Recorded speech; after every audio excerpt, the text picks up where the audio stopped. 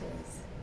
Estamos nos preparando para gravar a entrevista com o MPB4, que completa 60 anos de atuação.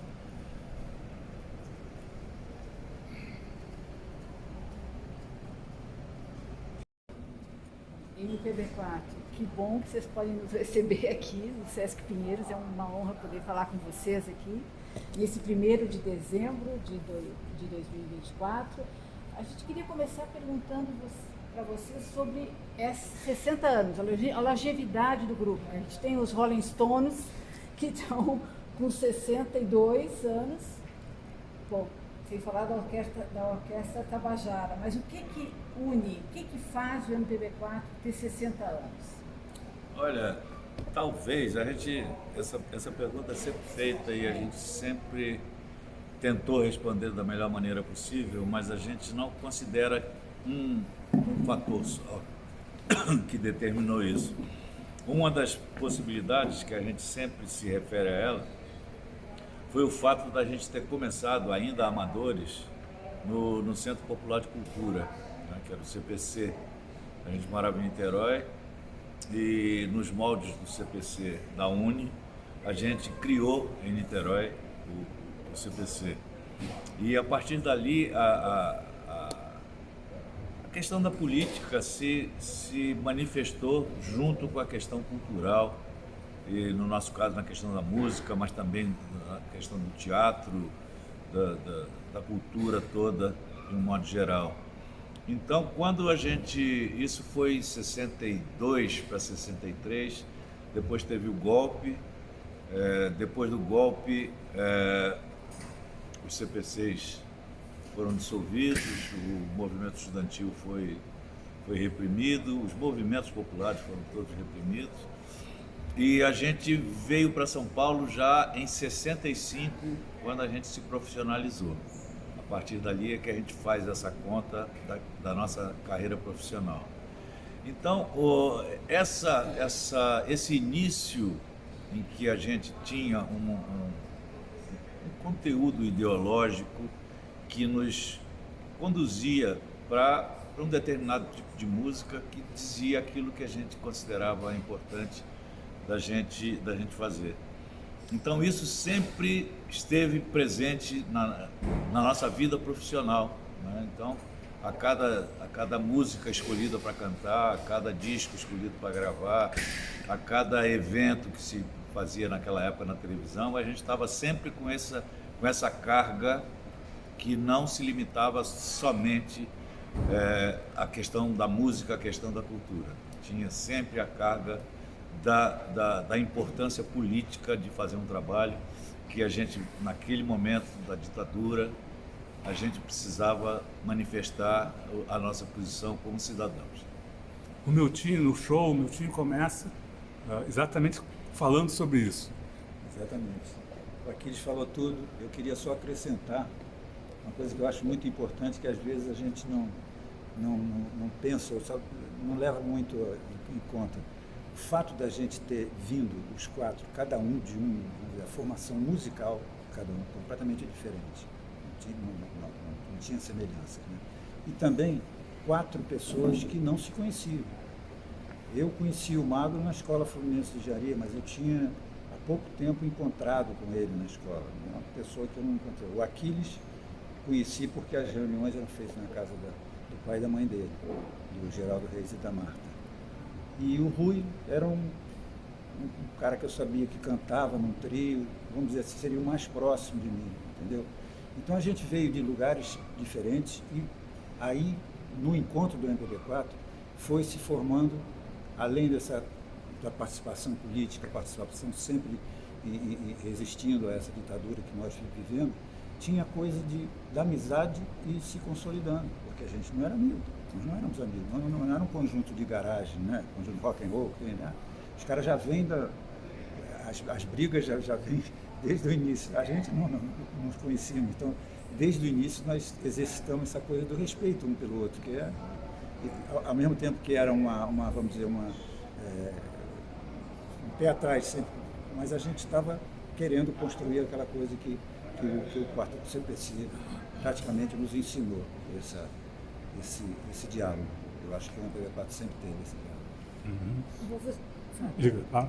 Vocês têm como um repertório e trabalham com uma safra, vamos dizer, um período da história da música popular brasileira que é ímpar. Acho que pela criatividade, enfim, pela qualidade, né? A gente tem Chico, Caetano, Gilberto Gil, todos, além da viola.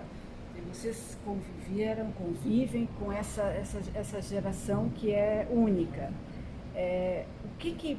Esse período é reproduzível? Vocês enxergam essa produção musical e poética brasileira se renovando e produzindo outros talentos, outras músicas tão maravilhosas como essas que vocês cantam? Você quer responder? Dá uma pauleira para dividir, né? Falando. Pode ser. Realmente é um período de ouro da música popular brasileira, né? Eu atribuo a isso a existência dos festivais, né? Os festivais daquela época, vários festivais foram feitos, Festival da Record, Festival da TV Rio, TV Globo, né? Todos esses festivais, essa turma toda que está aí até hoje, apareceu nesses festivais.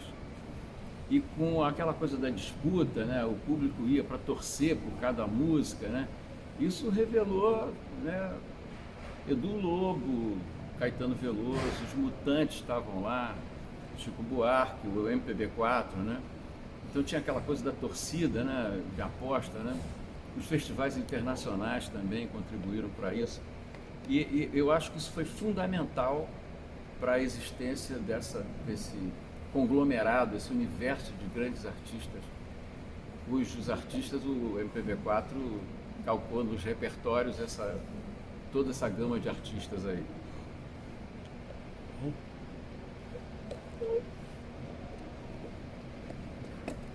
E a sua opinião? Realmente, às vezes dá a impressão que aquele período ali é o máximo que a nossa cultura pode apresentar, né? Tanto no momento político, no momento que o Brasil estava, assim, a civilização brasileira estava assim, pronta para virar um país, um grande país mesmo. Não que não seja um país, mas aquele golpe militar ali realmente deu uma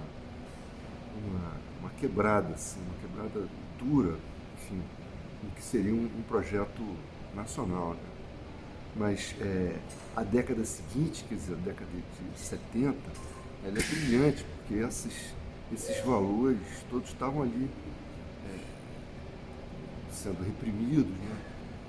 Esses grandes artistas, então isso tudo floresceu na década de 70 como resistência, mas também foi decorrência natural, né, de uma escola brasileira de música, né, que a gente descende, né, tantos grandes compositores do final do século XIX até o século XX, enfim, o MPB4 teve essa oportunidade e usou isso da forma mais brilhante, que é todo mundo passou pelo MPB4, esse repertório todo, tanto dos antigos, já cantaram mas aquele repertório palpitante dos anos 60, nossa, o MPB4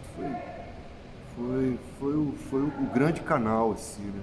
A gente pôde comprovar isso com a adesão desses artistas todos ao disco dos 60 anos que a gente fez, né? Então, enfim, o MPB4 tem uma antena assim, para captar onde que está a qualidade musical, né?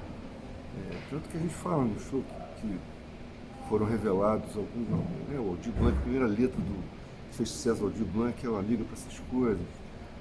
O Ginga apareceu também, Cleito Cleidi. Então, é uma coisa que exige talento, né? Você saber, você reconhecer ali, ter um ouvido inteligente, assim, né? Não sei se eu respondi a pergunta assim. O que vocês estão dizendo, de certa forma, é que música, poesia, quer dizer, o cerne de música da poesia é resistência. Da nossa parte, eu digo que sim, mas não na totalidade das pessoas que fazem música, que fazem cultura. Mas isso é uma questão que nós sempre fizemos questão de preservar. A gente tem muito orgulho disso, mas a gente não tem essa preocupação de integrar outras pessoas a este pensamento. Seria bom até que tivesse. E com relação àquele início lá, eu queria tentar pelo menos fazer um paralelo com a mídia daquela época, com a mídia de hoje, sabe? Naquele momento, que foi uma conjunção astral, sei lá o que foi aquilo, que juntou um grupo de pessoas com talento para a música, um talento insuperável para a música, e que surgiu todo mundo quase ao mesmo tempo, e meio que aqui em São Paulo, cada um vindo de um canto do Brasil, mas acontece que naquele momento a mídia tinha um determinado empresário, que era o Paulo Machado de Carvalho, que vislumbrou naquele grupo a possibilidade de ganhar dinheiro com aquilo.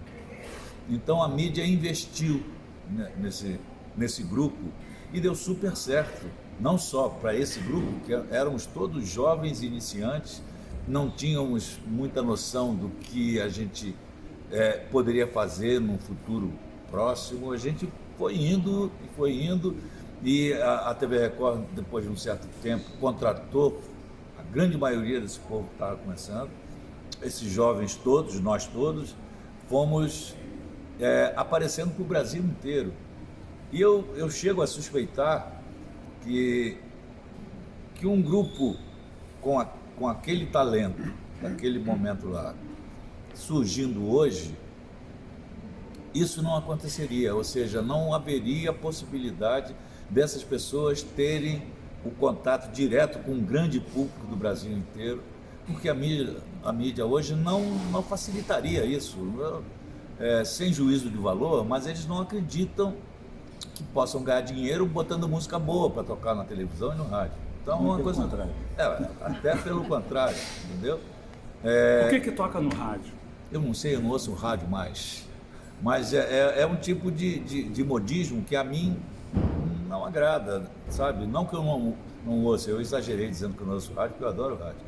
Mas eu gosto de ouvir, inclusive os modismos, até para gostar ou não gostar, mas dizer por que eu gostei, e principalmente dizer por que eu não gostei, por que eu não quero ouvir. Então, tem hoje muita gente de qualidade, ouso dizer, com a mesma qualidade daqueles nossos contemporâneos lá de trás, Chico, Caetano, Gil, Edu Lobo, e depois Gonzaguinha e Ivan Lins, que está aí batalhando um espaço na mídia, batalhando para ser visto por um número maior de pessoas, e não tem aonde aparecer, não tem receptividade da mídia para mostrar esse povo novo que está fazendo música boa e não consegue mostrar. Como é que mostra? Vocês lançam o disco dos 60 anos. Falar até em disco, falar até em CD, hoje, frente às plataformas, o CD consegue sobreviver, e como as plataformas, tanto as plataformas de música como as plataformas de vídeo, como que elas servem de incentivo ou de sufoco para o surgimento da música. Esse processo eu acho que é uma mudança que está em andamento. Né? Para você ter uma ideia, a Biscoito Fino lançou esse álbum com um CD físico. Até onde a gente sabe, depois desse lançamento, a Biscoito Fino não está mais fazendo disco físico. Lança só nas redes, no streaming e não sei mais o que, entendeu?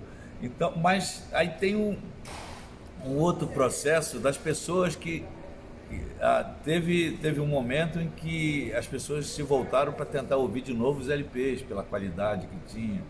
Tem agora, parece que tem a questão do próprio CD, as pessoas estão se interessando em ouvir.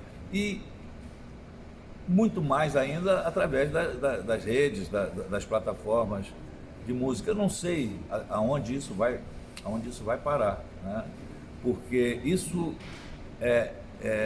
bate de frente com uma questão até da sobrevivência de quem faz música ou de quem faz cultura.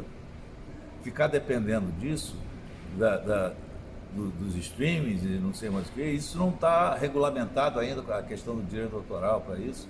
As pessoas gravam um disco, porque hoje em dia com a tecnologia dá para gravar num estúdio até caseiro, né? Joga nas redes, isso fica lá sem remunerar o autor daquele trabalho, né?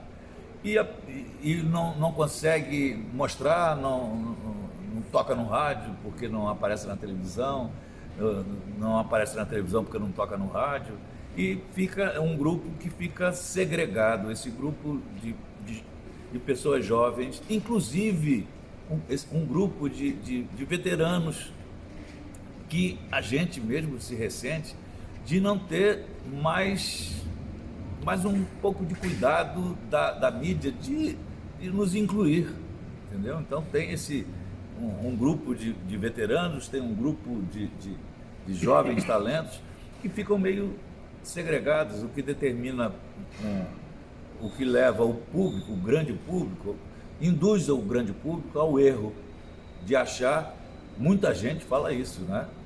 Por que até hoje só quem faz sucesso na música brasileira, fazendo música boa, é aquele povo que surgiu lá nos anos 60?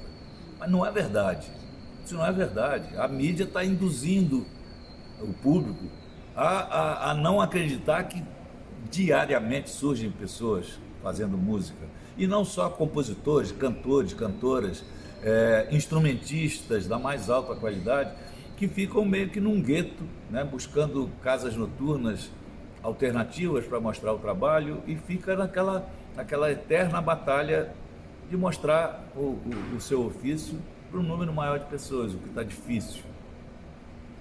E qual é o interesse que está por trás disso? Porque vocês viveram essa mudança total da indústria fonográfica, vamos dizer assim, da indústria do espetáculo, da indústria da música, e houve inclusive uma desnacionalização dos direitos, né?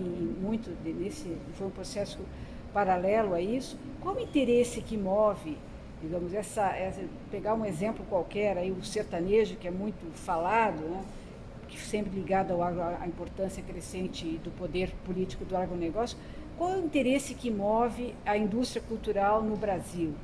Talvez seja muito ampla essa pergunta, mas o que vocês identificam como o interesse de provocar essa situação que você está relatando? Pode falar bem sobre isso. É bem amplo esse interesse, de fato, como você colocou, né? É difícil de achar qual o caminho deles, que a gente não sabe. A gente só ressente exatamente das dificuldades atuais de continuar divulgando o nosso trabalho. O MPB4, com 60 anos, tem que matar um leão por dia, lança um disco como esse disco de 60 anos, com participações de artistas consagrados, que todos eles se propuseram a gravar junto com a gente, a partir da escolha das músicas juntos.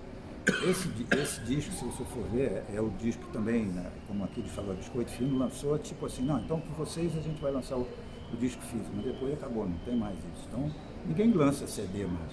E a coisa do LP é de gravar, a gravadora fazer LP de artistas, né, assim, especialíssimos. E o público também que vai consumir esses LPs é um público restrito demais. O grande público, o público que ouve a mídia, conforme você perguntou, é um público que de repente bota lá no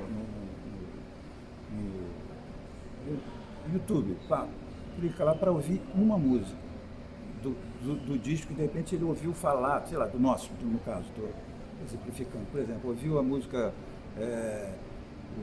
do Milton Nascimento, o Notícias do Brasil.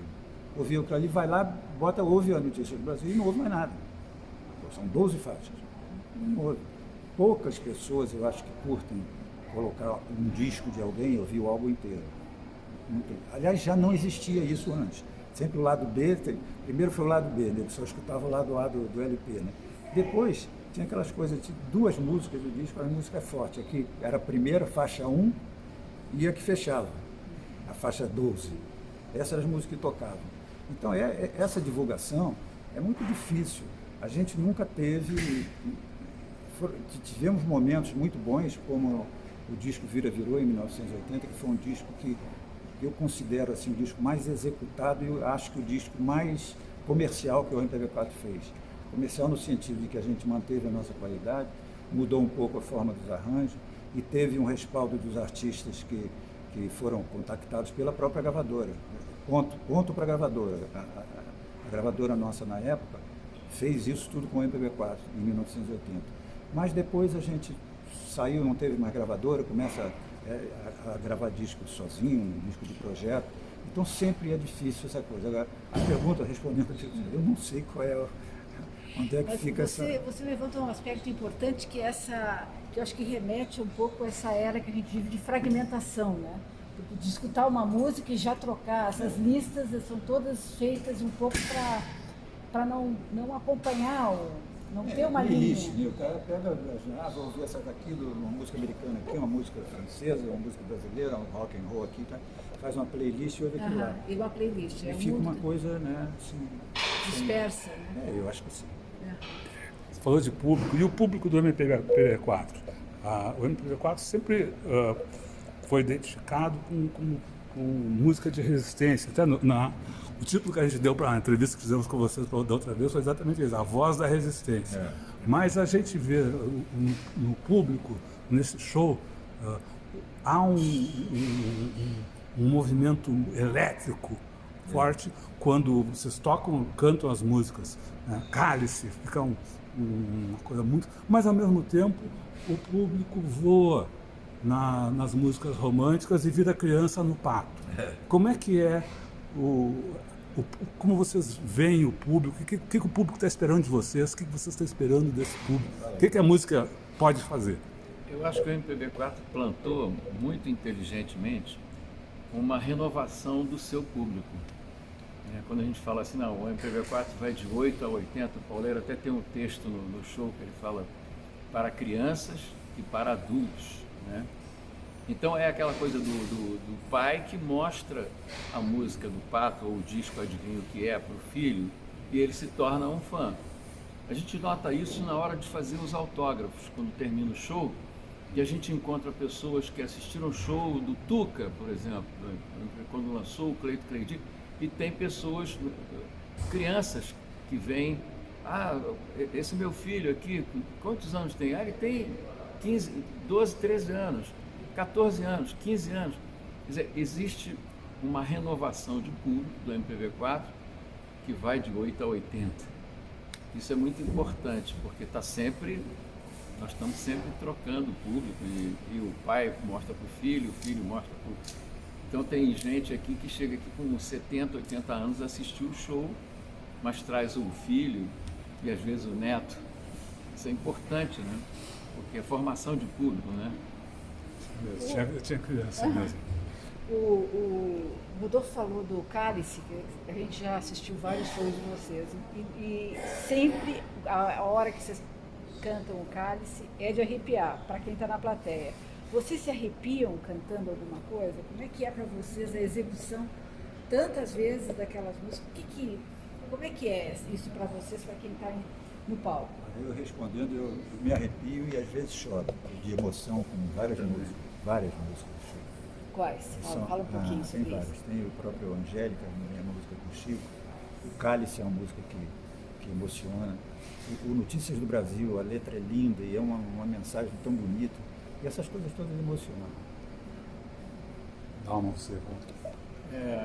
Me perguntaram uma vez, eu procuro expressar fisicamente, né, o momento do Cálice. Né? E uma vez me perguntaram, foi alguém de coreografia, alguém da área de dança, alguém de expressão corporal que falou isso para você fazer? Não, nunca ninguém me disse nada, eu saí fazendo.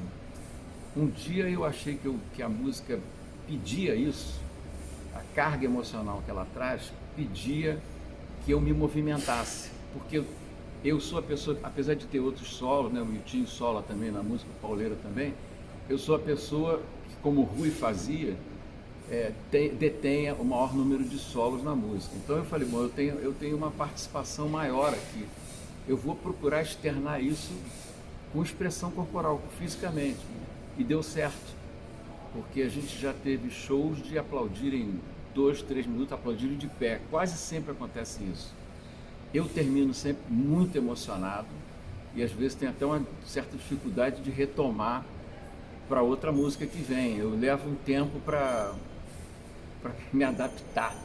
Agora mesmo eu fiquei emocionado só de falar. É muito forte a música, muito forte. Paulo, vocês têm os seus solos de voz e tem um solo de piano também, né? O piano que é voz, né? O arranjo também é muito forte. Bom, aqui no Sesc, que essa estrutura maravilhosa me proporcionou fazer o show de piano acústico, que para mim faz muita diferença. Assim. Mas o que eu queria falar sobre esse assunto é que a mensagem musical do MP4 é muito forte, é muito poderosa. Se não fosse musicalmente forte, talvez a mensagem política não passasse como passou. Né? Então, eu acho que o que fica aí, a música proporciona um tipo de emoção muito difícil de definir. Né? Por que você se emociona com aquela combinação de notas? Às vezes, assim, a letra vai, mas o MP4 conseguiu, né? Essa formação, através dos arranjos do Mago, ter uma mensagem musical poderosa, poderosíssima, sabe assim? Que fala tanto do amigo para essas coisas, uma coisa muito, vamos dizer, vendo um momento melancólico, né, assim, individual das pessoas, que sim, você pode passar isso para o plano político, mas ali tem uma mensagem musical fortíssima, né?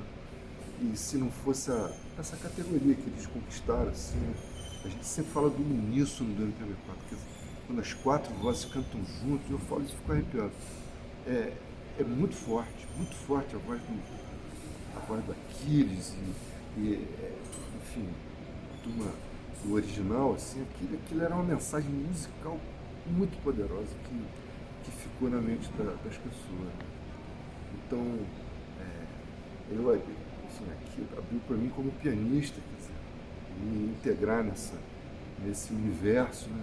Isso foi um desafio maravilhoso. Não vou dizer, poxa, tive de falar, não, isso é uma coisa linda, um desafio musical, assim, precioso, né? Para qualquer músico que se preze, entendeu? Aqui tem esse repertório, o jeito do Miltinho tocar o violão, e sabe, as vozes que foram... Isso tudo aí é uma coisa preciosa, que eu tenho muito orgulho de poder veicular, né? Bom, a gente começou falando da ditadura, mas recentemente a gente teve um período talvez tão duro quanto aquele, apesar de curto, em plena democracia, em que houve muita opressão, muito ataque à cultura, de um lado, por parte do governo, e para corroborar o assassinato em massa da população pela política em relação ao Covid que também exigiu do mundo da cultura um outro posicionamento, quer dizer, como chegar ao povo não podendo estar com o povo. Daí houve lá o que ficou conhecido como a música de janela. Vocês também entraram nessa, construíram um pouco o trabalho desse tipo. Quais foram os desafios para fazer isso? E se esse trabalho de alguma forma interferiu ou deixou algum legado para o que vocês estão fazendo hoje? Olha, foi um momento assustador, né? A morte estava sempre presente ali no dia a dia, no noticiário, não sei quantos casos detectados, não sei quantas mortes assinaladas, e veio junto um negacionismo cruel, né, das autoridades, dizendo que não precisava de vacina, que aquilo era frescura e não tinha que fazer nada, era só ter vontade que fazia. Era só tomar cloroquina. Bastava tomar cloroquina, o Exército começou a fabricar cloroquina a mando do Presidente da República, enfim.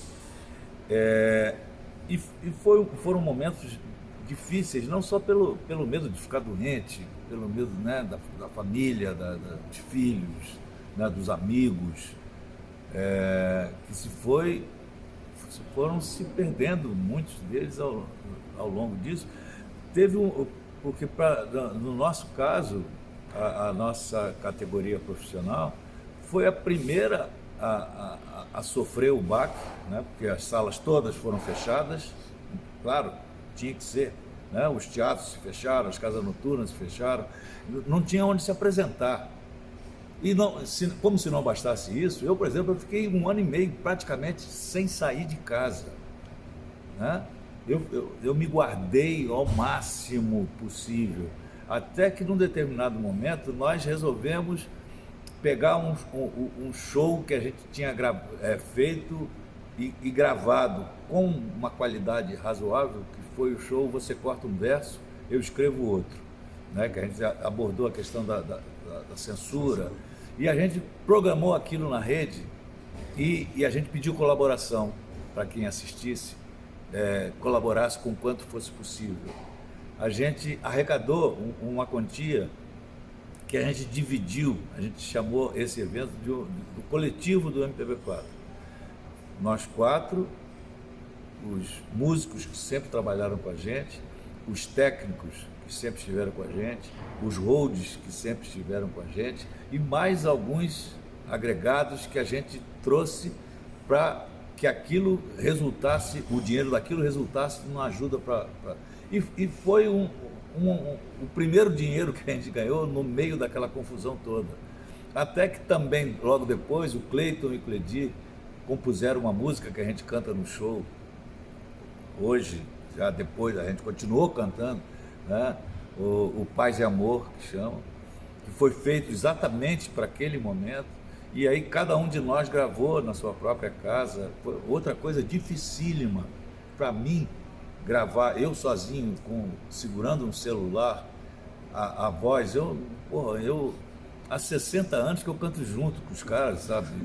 Cantar olhando para o celular, sabe? A minha mulher ajudando, segurando o celular, e eu sozinho, solto, morrendo de medo do vírus, né? E morrendo de raiva da irresponsabilidade das autoridades e tudo mais.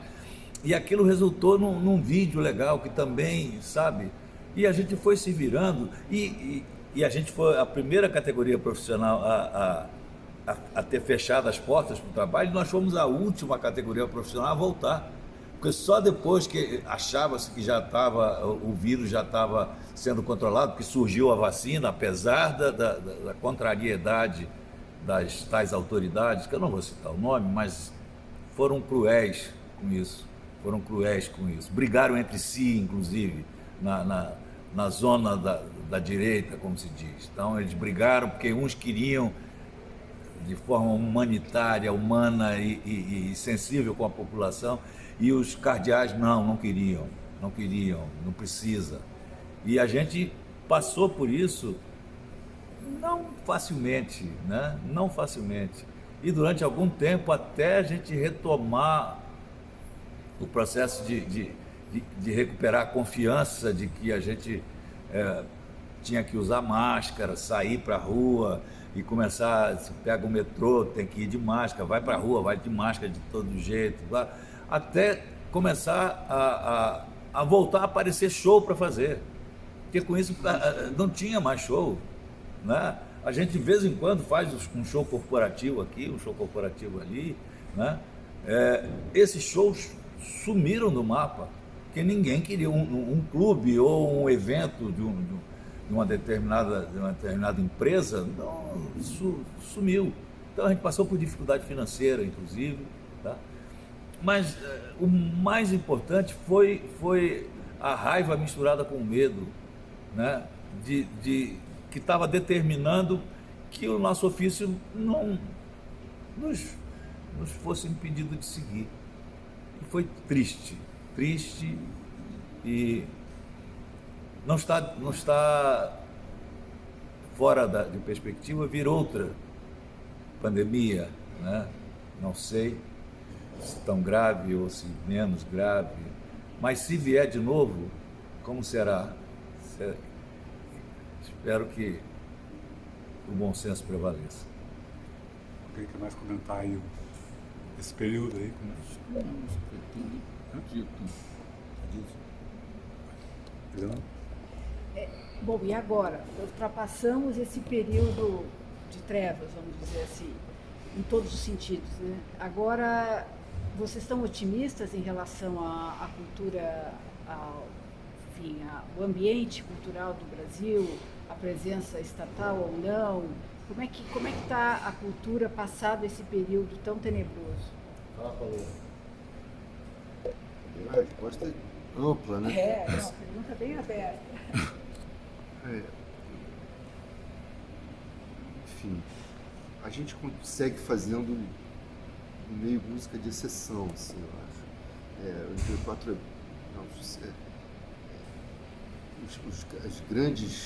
os grandes sucessos, detentores dos grandes sucessos, não vou saber responder essa pergunta. Você falar de uma conjuntura econômica, você que uma hora passou esse assunto e a indústria ela vai querer sempre um resultado mais rápido, mais fácil. Assim, então a música também tem que ser simplificada, tem que ser diminuída. E isso tudo aumentou muito. Também o MP4 começou num momento que a impressão que às vezes me dá é que a música realmente se profissionalizou. Nos anos 70, 60, 70 foi onde a profissão de músico realmente ganhou muito ali, né? Então, se a gente for pensar numa média, né, de gente que vive de música, eu acho que isso cresceu, isso evoluiu sim. Agora, a gente medir a qualidade, o que é de qualidade, isso também é muito difícil, muito delicado de você, né, dizer o que de qualidade está realmente fazendo sucesso. Mas tenho a impressão de que, por um lado, aumentaram as possibilidades e o volume de dinheiro, de tudo na cultura, mas também certos nichos de música não são privilegiados, não chegaram a ser, não conseguem entrar nesse, aparecer. Então, é difícil, essa pergunta é difícil de responder. Completando a fala do Pauleiro, eu acho que, quer dizer, lembrando o início da pergunta, eu acho que sim, depois que o presidente Lula tomou posse, muita coisa mudou, inclusive na cultura, não só na parte econômica e outras preocupações que estão sendo em primeiro plano desse governo. Agora, no geral, é evidente que quando você abre para a cultura, tem várias pessoas que estão aí, né, que vão chegar, felizmente, tem que ouvir tudo, tem que ver quem é que está fazendo, quem é que está fazendo bem, quem é que está fazendo mal, né? E é uma coisa difícil também a gente avaliar a qualidade, mas eu digo que no geral, só recuperar esses 4 anos perdidos, que não tem como recuperar em 2, 3 anos, vamos ter muita coisa para frente, e tomara que o governo de esquerda continue, entendeu? E não tenha um governo de direita ou de extrema direita para, de novo, interferir nesse processo, que é o processo da arte brasileira. Isso. Legal. Pessoal, a gente queria agradecer muito essa entrevista com vocês, mas antes de dar as despedidas aqui, queria pedir que vocês mandassem a sua mensagem para o público do Tameia, mensagem do MPB4. É um prazer falar para o público do Tutameia, eu que me sinto em casa, né? O Tutameia reproduz a minha coluna semanal e eu tenho o maior orgulho disso. E a gente está junto, não só na questão cultural, mas na questão política também. E eu convido vocês a assistirem essa entrevista. Aqui a gente tentou mostrar uma parte daquilo que a gente pensa, daquilo que a gente sente. E só para finalizar, eu Hoje em dia eu até me referi à possibilidade que a ciência indica de uma nova pandemia. Eu tenho tanto medo de uma nova pandemia, como tenho medo de um governo de extrema-direita que está aí na luta, está aí batalhando, tentando golpe de todo jeito, de maneira, conspirando, anunciando que vão matar, que vão fazer e vão acontecer. Eu tenho medo desse povo, como tenho medo da saúde pública ser abalada mais uma vez por uma pandemia. Muito obrigada. Muito obrigado, Obrigada. pessoal. Obrigado.